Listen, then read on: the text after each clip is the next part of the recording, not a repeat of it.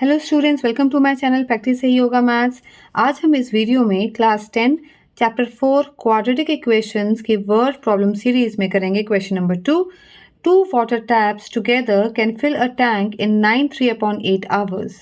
The tap of larger diameter takes 10 hours less than the smaller one to fill the tank separately. वो बोल रहे हैं कि हमारे पास दो टैप्स हैं, ठीक है ना, और वो दोनों टैब्स जब इकट्ठे ऑन हो, ठीक है ना, इकट्ठे हम उसको हमने ऑन किया हो तो वो एक टैंक को 9 3/8 आवर्स में फिल कर देंगे।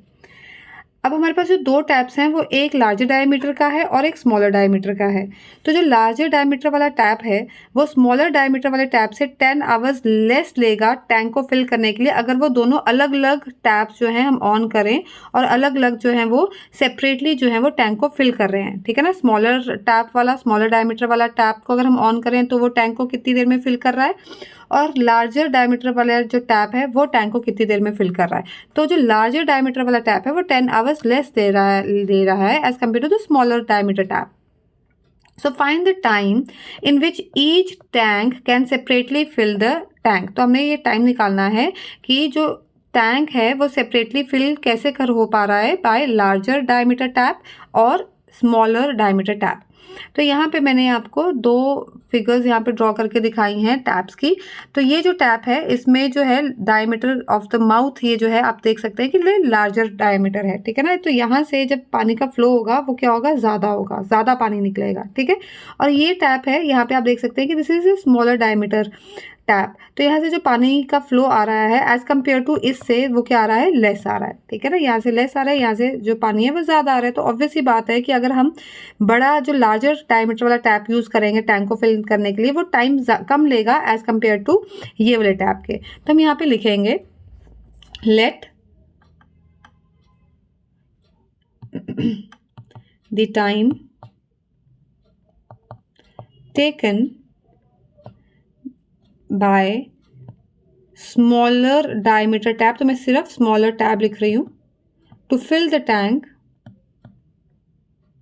To fill the tank is equal to x hours, ठीक है ना। तो सिर्फ अगर हम स्मॉलर टैप की बात करें वो एक्स आवर्स ले रहा है, तो ठीक है। और लार्जर टैप कितना लेगा, therefore the time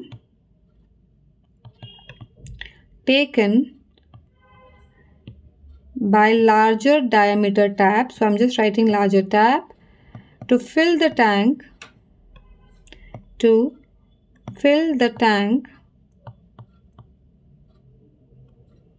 will be x minus 10 hours. तो वो 10 hours कम ले रहा है as compared to the smaller tap, ठीक है।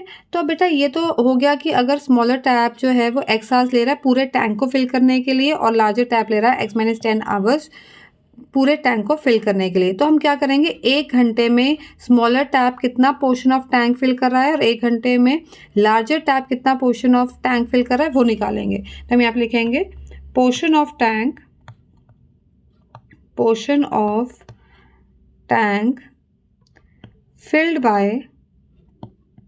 filled by smaller tap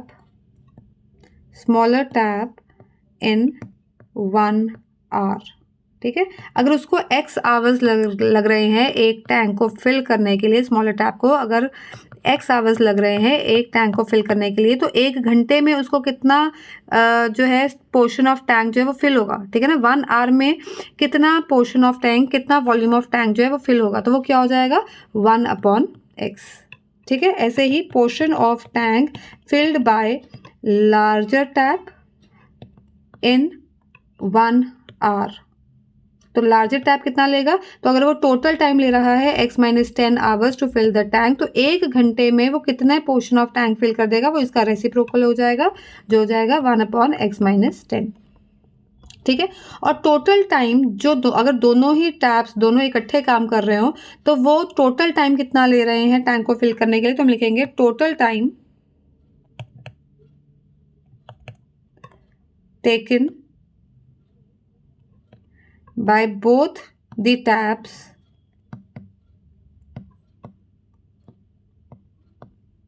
to fill the tank together वो हमें गिवन है 9/3 आवर्स। ठीक है, तो 9/3 को अगर हम कन्वर्ट करेंगे इम्प्रॉपर फ्रैक्शन में तो ये आ जाएगा 75/8 आवर्स। ठीक है, तो जो अगर दोनों टैप्स इकट्ठे ऑन किए हों, दोनों इकट्ठे वर्क कर रहे हैं तो 75/8 आवर्स लगेंगे उनको टैंक को फिल करने के लिए। तो मतलब अगर दोनों टैप्स ऑन होंगे तो 1 घंटे में कितना टैंक फिल हो जाएगा, कितना पोर्शन ऑफ टैंक फिल हो जाएगा, ये हम निकालेंगे। तो हम यहाँ पे लिखेंगे therefore portion of tank filled in 1 hour by both the taps together, तो वो क्या हो जाएगा हमारा 1 क्योंकि टोटल टाइम लग रहा है 75/8, ठीक है ना, टैंक को फिल करने के लिए। तो 1 घंटे में कितना टाइम लगेगा, इसका रेसिप्रोकल हो जाएगा, सो 1/75/8 हो जाएगा। तो ये आ जाएगा मेरे पास 8/75 जो है, जो टैंक का पोर्शन है वो 8/75 फिल होगा 1 घंटे में when both the taps are working together. ठीक है, तो अब हम इक्वेशन सेटअप करते हैं। तो हमारी इक्वेशन बन जाएगी अकॉर्डिंग टू क्वेश्चन, जो स्मॉलर टैप है वो 1/x पोर्शन फिल करेगी 1 घंटे में। ठीक है, जो लार्जर टैप है डायमीटर जिसका ज़्यादा है वो 1/x - 10 पोर्शन फिल करेगी 1 आवर में। और दोनों इकट्ठे मिलके 1 घंटे में कितना पोर्शन ऑफ टैंक फिल कर रहे हैं, 8/75। ठीक है, तो ये मेरी इक्वेशन सेटअप हो गई है। अब इसे मुझे क्या करना है, फर्दर सिंप्लीफाई करना है। देखो यहाँ तक पहुँचना ही डिफिकल्ट है। ठीक है, उसके बाद तो आपको क्या पता है कि क्या करना है, कि एलसीएम लेना है, क्रॉस मल्टीप्लाई करना है, सॉल्व करना है। ठीक है, तो यहाँ तक ही ये इक्वेशन लाना ही थोड़ा सा समझने वाली बात है कि यहाँ इक्वेशन तक हम कैसे अराइव करेंगे। ठीक है, तो हम आगे सॉल्व करते हैं। तो हम लेंगे एलसीएम।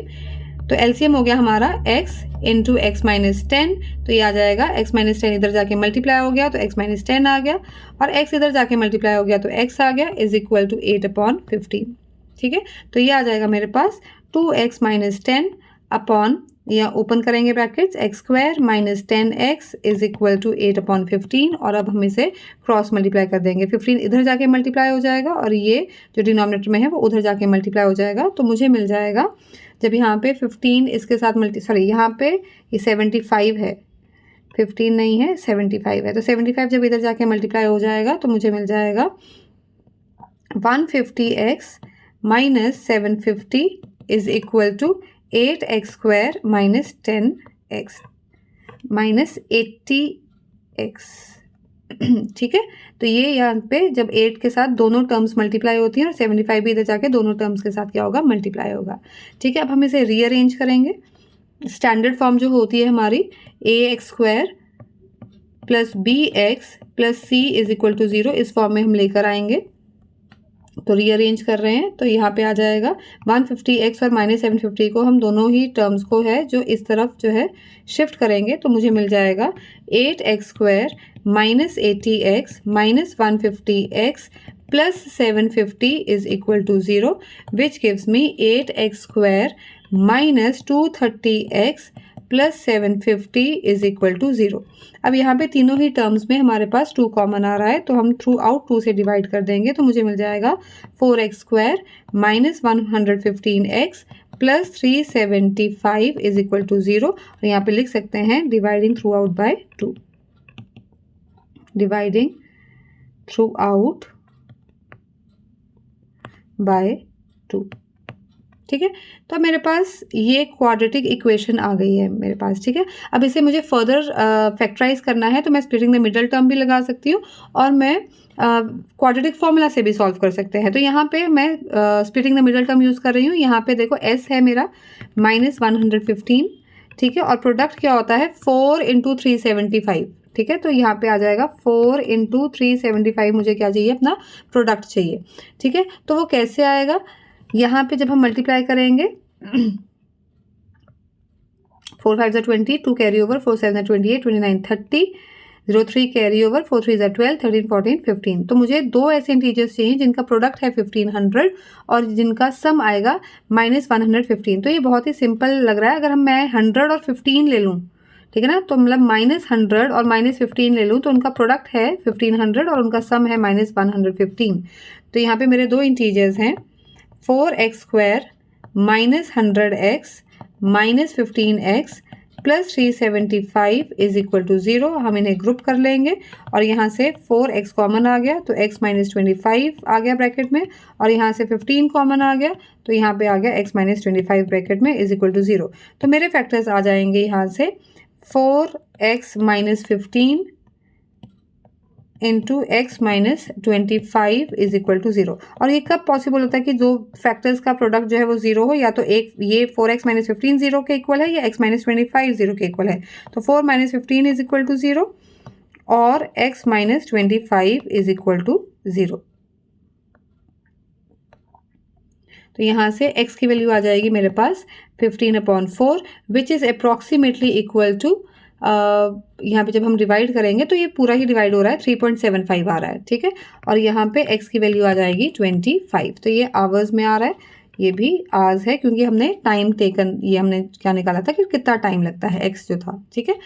तो अब हमने देखो x की हमारे पास दो वैल्यूज़ आई हैं, तो कौन सी दोनों में से कौन सी जो वैल्यू है वो वैलिड है वो हमने पता करना है, ठीक है। तो अब हम दोबारा से स्टार्टिंग में चलते हैं। यहाँ पे हमने लिखा था कि let the time taken by the smaller tap to fill the tank is x hours and time taken by the larger tap to fill the tank is x -10 hours. तो अगर हम x की वैल्यू यहाँ पे हमारी जो 3.75 आई है तो ये time taken by the smaller tap है और लार्जर टैप की तो 10 आवर्स कम है, तो 3.75 में से अगर हम 10 कम कर देंगे तो हमारे पास तो माइनस में वैल्यू आ जाएगी, ठीक है ना। तो ये वैल्यू क्या हो जाएगी, रिजेक्ट हो जाएगी। तो हम यहाँ पे लिख लेते हैं case 1, if x is equal to 3.75 hours, the larger tap would take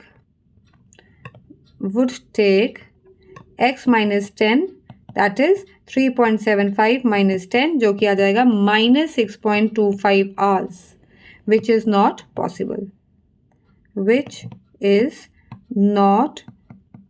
possible, as time cannot be negative, ठीक है। तो इसका मतलब हमारा वैलिड सोल्यूशन क्या है, case 2 that is x is equal to 25, so therefore x is equal to 25 is my valid option. तो यहाँ पे केस 2 हम कर रहे हैं कि जब हमारी x की वैल्यू 25 है, ठीक है, 25 आवर्स है, तो लार्जर जो टैप का टाइम है वो कितना होगा, ये हमारे स्मॉलर टैप का टाइम है, smaller tap time is equal to 25 hours.